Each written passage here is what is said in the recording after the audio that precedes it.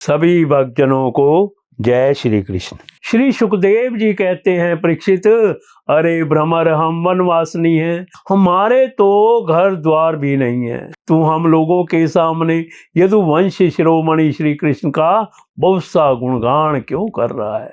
यह सब भला हम लोगों को मनाने के लिए ही तो, परंतु नहीं, वे हमारे लिए कोई नए नहीं है, हमारे लिए तो जाने पहचाने बिल्कुल पुराने हैं। तेरी चापलूसी हमारे पास नहीं चलेगी, तू जा, यहाँ से चला जा। और जिनके साथ सदा विजय रहती है, उन श्री कृष्ण की मधुपुरवासिनी सखियों के सामने जाकर उनका गुणगान कर। वे नहीं हैं, उनकी लीलाएं कम जानती हैं, और इस समय वे उनकी प्यारी हैं। उनके हृदय की पीड़ा उन्होंने मिटा दी है।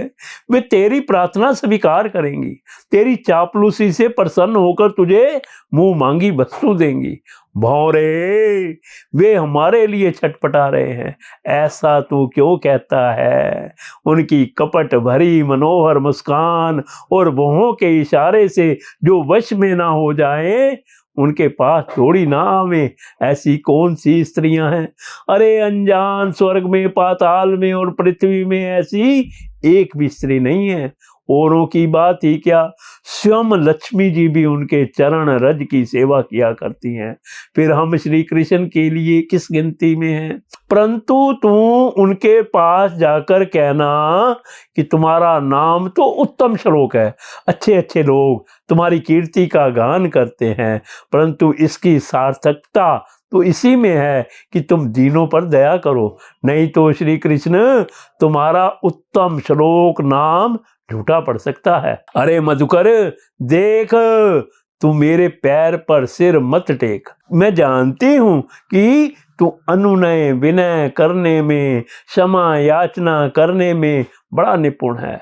मालूम होता है तो श्री कृष्ण से ही यह सीख कर आया है कि रूठे हुए को मनाने के लिए दूत को, संदेश वाहक को कितनी चाटुकारिता करनी चाहिए।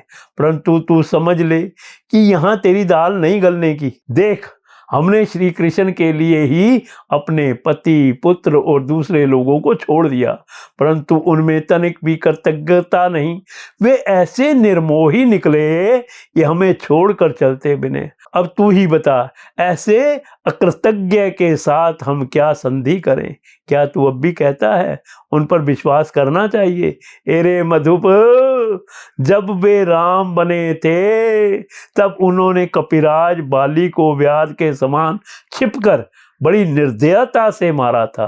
बेचारी शूर्पणखा काम वश उनके पास आई थी, परंतु उन्होंने अपनी स्त्री के वश होकर उस बेचारी के नाक कान काट लिए और इस प्रकार उसे क्रूप कर दिया।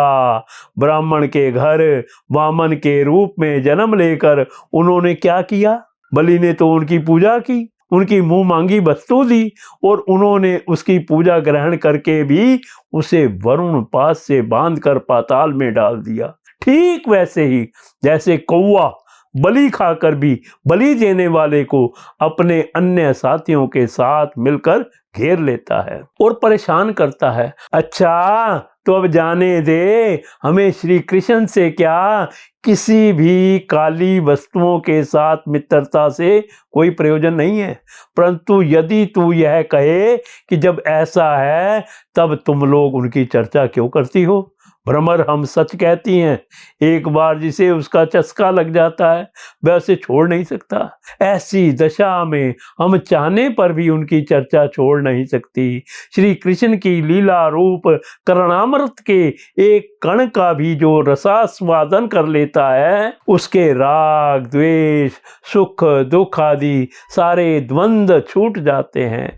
यहाँ तक कि बहुत से लोग तो अपनी दुखमय दुख से सनी हुई घर गृहस्थी छोड़कर अकिंचन हो जाते हैं, अपने पास कुछ भी संग्रह परिग्रह नहीं रखते और पक्षियों की तरह चुन चुन कर भीख मांग मांग कर अपना पेट भरते हैं। दीन दुनिया से जाते रहते हैं, फिर भी श्री कृष्ण की लीला कथा छोड़ नहीं पाते। वास्तव में उसका रस, उसका चस्का ऐसा ही है यही दशा हमारी हो रही है।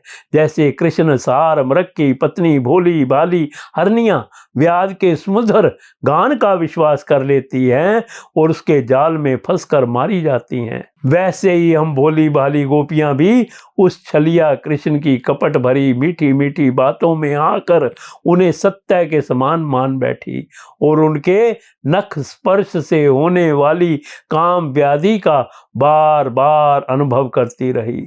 इसीलिए श्री कृष्ण के दूत भौरे, अब इस विषय में तू और कुछ मत कह, तुझे कहना ही हो तो कोई दूसरी बात कह।